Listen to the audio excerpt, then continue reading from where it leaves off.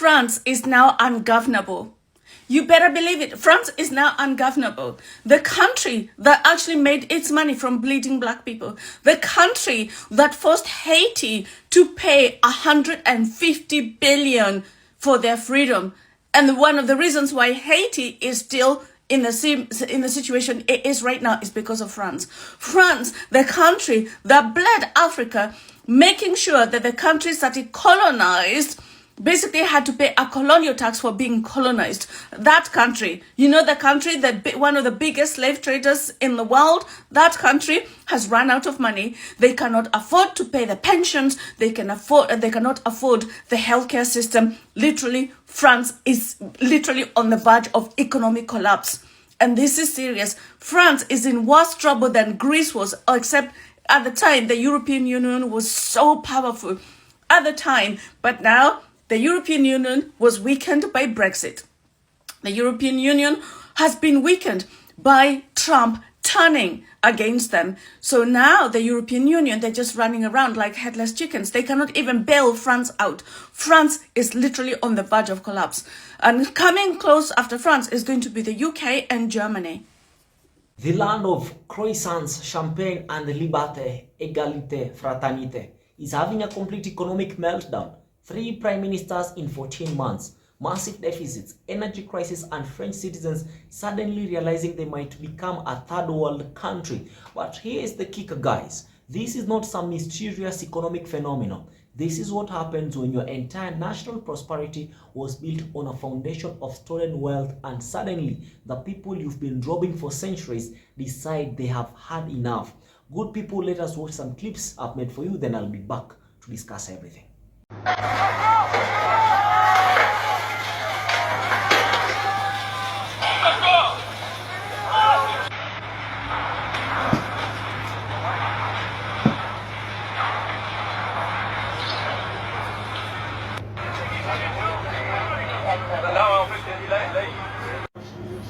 The actual quote: "Without Africa, France will have no history in the 21st century," was actually said by François Mitterrand in 1957. So those people that keep saying it's Jacques Chirac, it wasn't Jacques Chirac that said it. It was the guy before Jacques Chirac, François Mitterrand. He said it. Without Africa, France has no history.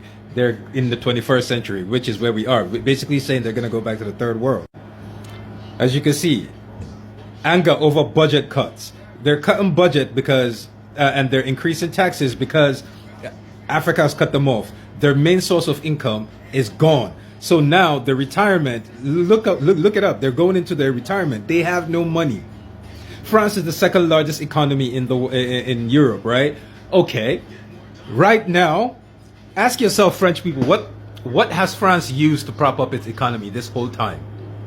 What has France used to build the Champs-Élysées and all the... Africa said no. And remember, the French, what was it?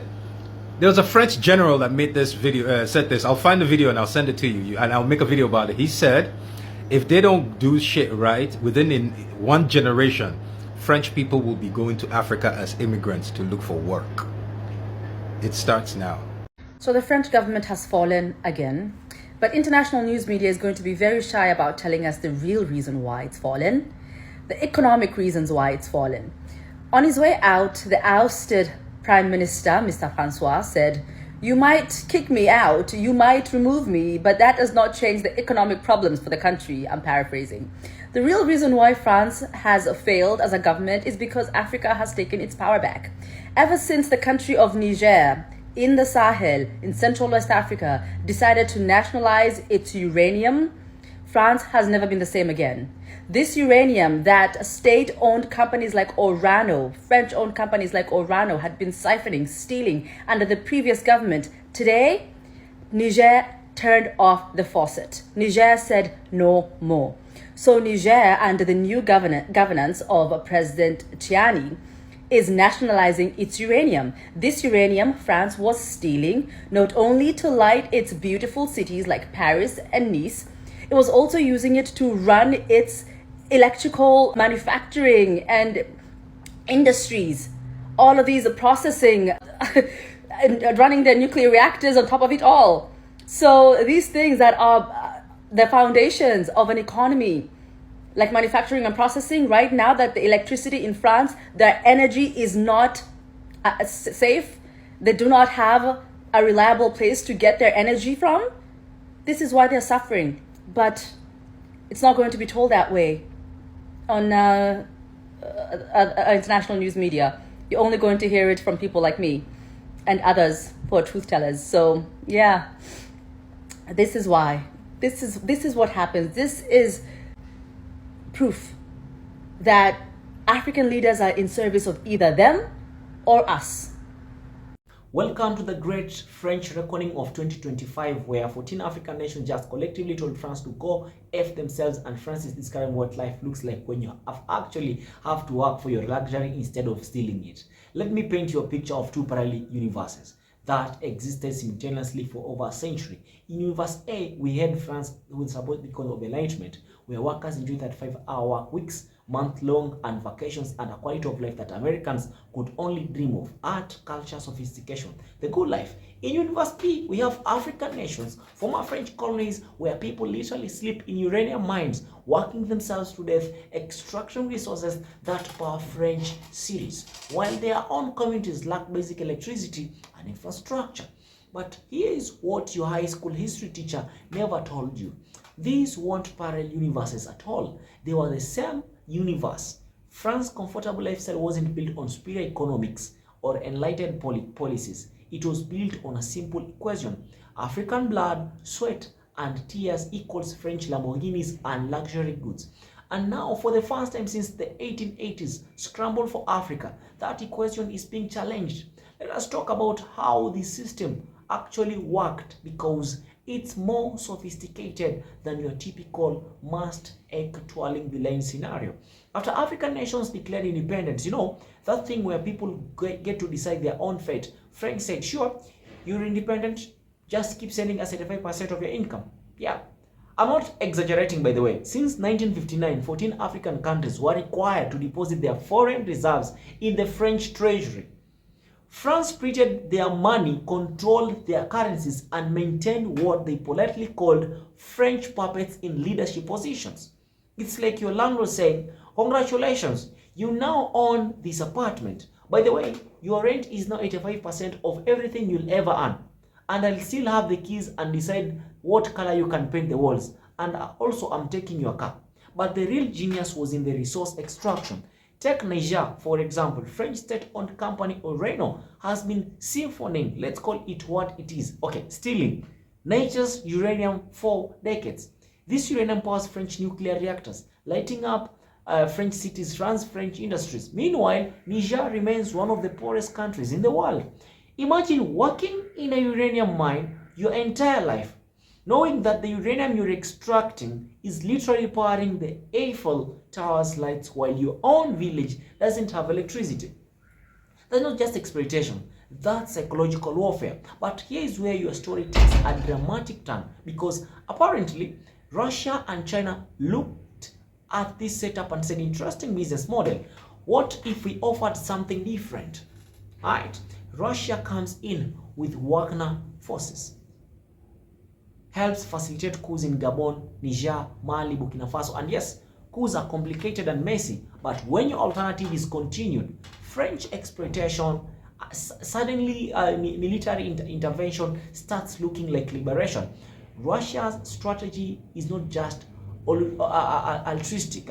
They want to destabilize Western influence. But guess what? Sometimes the enemy of your enemy really is your friend. Meanwhile, China shows up and does something revolutionary different. They actually build things: roads, bridges, hospitals, factories. In 30 to 40 years, China has constructed more infrastructure in Africa than all European countries combined. All European countries combined over centuries of presence in Africa. It's almost like, bear with me here, it's almost like treating people as partners instead of piggy banks creates better relationships. Who could have predicted this revolutionary concept help from China? So, what happens when 14 countries simultaneously decide to stop being your personal ATM? Well, kids, you get to watch France's speedrun economic collapse in real time. All right, Niger nationalizes its uranium. Suddenly, France's energy supply isn't safe. They're manufacturing their nuclear reactors. Their entire power grid all dependent on resources they never actually owned, just stored with better paperwork. Okay, here it gets better.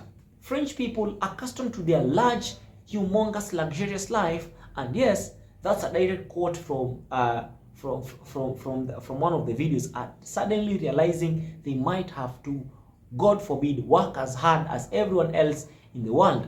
Nothing comes for free. 3 prime ministers in 14 months because none of them can figure out how to revitalize an economy that was never actually French to begin with. It was always African resources with French branding. And the French response? Are they engaging in soul searching about centuries of exploitation? Are they offering reparations or genuine partnership? You know, it's a hell no, of course. Their solution is to start World War III. And this is where the story gets truly insane. France has convinced 26 countries to potentially invade Ukraine, ostensibly to fight Russia.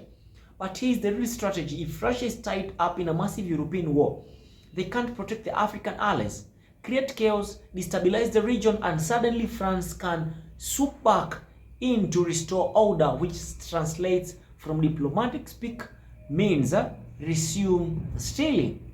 It's like a burglar whose victims started locking their doors, so his solution is to burn down the neighborhood and hope he can rob people during the evacuation.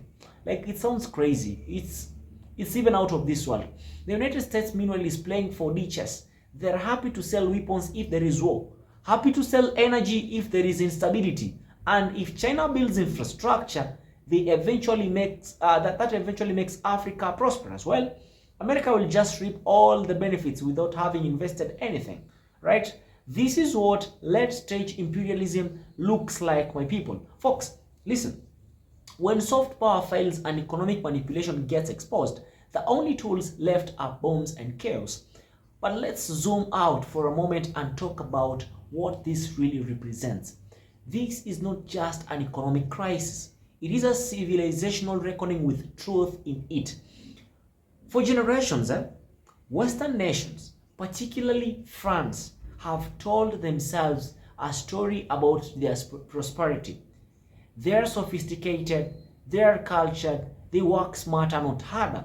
They have built societies based on enlightenment, values, and superior organization.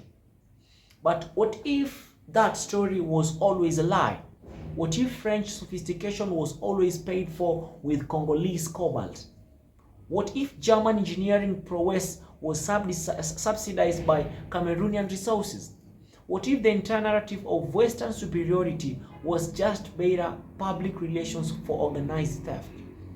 When African nations say we are taking our resources back, they are not just changing economic relationships, they are shattering the fundamental mythology that Western prosperity is earned rather than stolen. Now, before any Americans in the audience start feeling smug about French colonial chickens coming home to roast, let's have a real talk. The United States of America has been a silent partner in this system for decades. American foreign policy has consistently supported French neocolonial arrangements in Africa because they served broader Western interests. We're like the friend who watches you steal from the convenience store and doesn't say anything because we know you'll share the chips later with us. But here's what fascinating about this, about everything here, and terrifying about the American position. We're positioned to profit no matter what happens. War, we sell weapons. Energy crisis, we export liquid natural gas. African infrastructure development will find a way to monetize the prosperity we didn't create. That's America for you. So Americans don't get money in the comment section. It's the most American thing ever. Finding a way to make money off other people's liberation and other people's oppression simultaneously.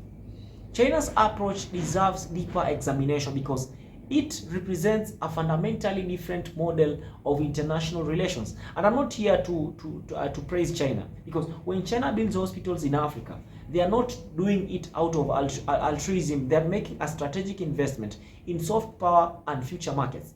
But here's the key difference. China exploitation, if we want to call it that, at least it involves building things that benefit local populations.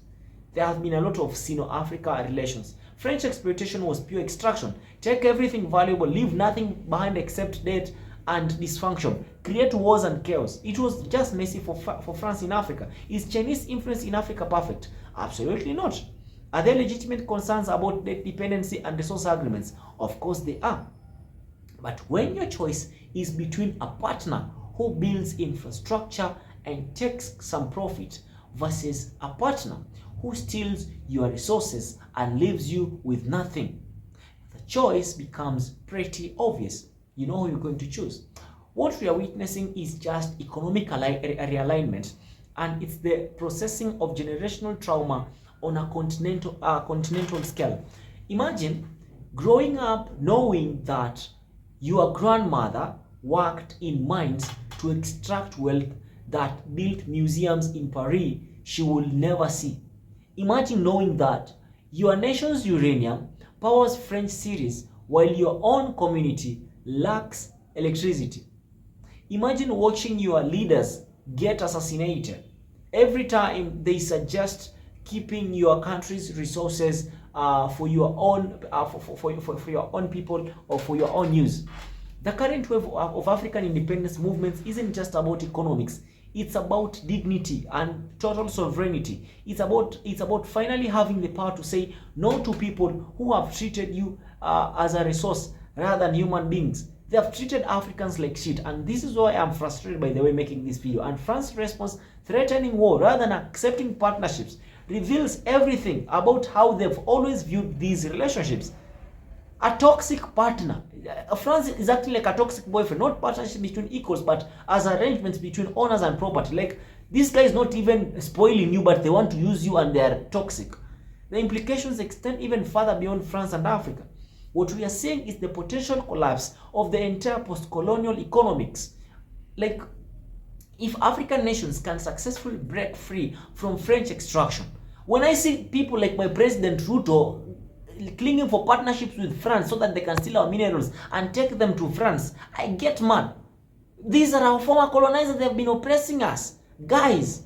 So, like, what happens when Latin American countries start nationalizing resources currently controlled by American corporations? What happens when Asian nations start demanding reparations for colonial exploitation? I'm asking you, what happens when the global south collectively decides they are done subsidizing Western luxury? Because I know Western countries are cooked with this BRICS thing. They are cooked. If you know BRICS, you know what I mean. We might be witnessing the beginning of the most significant global power shift since the Second World War. And the beautiful irony is that it's happening not through conquest or war, but through formerly exploited nations simply deciding to keep what's theirs. Like, this is ours, we're going to keep it, and we don't care. So, let us talk about the moral dimension here. Let us talk about justice and stability, right? So, good people, listen up. Here's where things get philosophically interesting, because from a justice perspective, African nations reclaiming their resources and ending exploitative relationships is obviously the morally correct outcome. Stolen wealth should be returned. Exploitative relationships should end. People should control their own destinies. But from a stability perspective, this transition is causing a real hardship for ordinary French citizens who never personally participated in colonial exploitation, but whose quality of life was built on its process. And you know what? That's what justice looks like sometimes. It's messy and uncomfortable, and it means that people who benefited from unjust systems have to adjust to life without those benefits. The alternative is perpetual injustice for the sake of stability. French citizens, realizing they might become a third world country, well, welcome to how the rest of the world has been living, like how we've been feeling, while subsidizing your comfort, man. Like, maybe this experience will generate some empathy for the billions of people whose resources have been keeping you comfortable. Americans watching this French meltdown need to ask themselves some very uncomfortable questions. How much of our prosperity is built on similar arrangements? How many of our comfortable lifestyles depend on exploitation we don't see or acknowledge? Because if France goes from champagne and croissants to potential economic collapse in the span of 14 good months, 1 year and 2 months after losing access to stolen African resources, what happens to American prosperity if similar arrangements get challenged? You guys are going to cry. You are going to cry. Our entire global economic system is built on extraction from global south to subsidize consumption in the global north. If system is genuinely threatened, we dare start thinking about what sustainable, equitable prosperity actually looks like. The story we've been told about Western prosperity, that it's the natural result of superior culture, better values, and smarter economics, is crumbling in real time. And France's desperation, their willingness to risk global war rather than accept partnership with African nations as equals, reveals the lie at the heart of that story. True prosperity, sustainable prosperity can only be built on genuine partnership between equals. It requires acknowledging the resources to belong to the people who live above them. That labor deserves fair compensation, and that dignity isn't negotiable. What Africa is demanding isn't charity or sympathy, it's justice. The recognition that African uranium belongs to African people, that African labor should primarily benefit African communities, that African leaders should answer to African citizens rather than French corporations and European governments.